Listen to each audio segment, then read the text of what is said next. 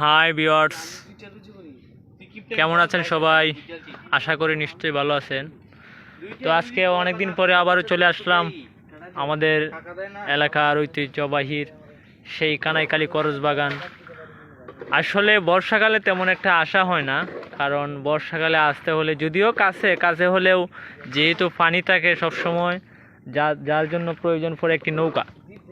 তো নৌকা ছাড়া তো আর আসা পসিবল না, তো আমরা নৌকা নিয়ে আসতে হয়। তো আমরা আসলাম আজকে অনেক দিন পরে। তো আপনাদেরকে অনেক সময় ভিডিও দেখিয়েছি আমাদের করজ বাগানের। তো সব সময় যে ভিডিওগুলো দেখাইছি এগুলো হচ্ছে শুকনো মৌসুমের ভিডিও। তো বর্ষাকালে কীরকম দৃশ্য হয় যখন পানি আসে, তো এটা দেখানোর উদ্দেশ্যই মূলত আজকের এই ভিডিওটি। তো আমরা আসলাম ছোটো একটি নৌকা নিয়ে। এই যে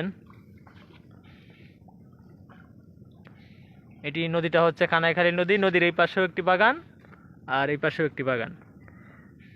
তো বর্ষাকালেই একরকম সৌন্দর্য ফুটে ওঠে, আবার শুকনার সময়ে যেন হেমন্তকালে একটা অন্যরকম সৌন্দর্য, আবার বসন্তকালে সবচেয়ে সৌন্দর্য যখন খরচের পাতা নতুনভাবে ফুটে ওঠে।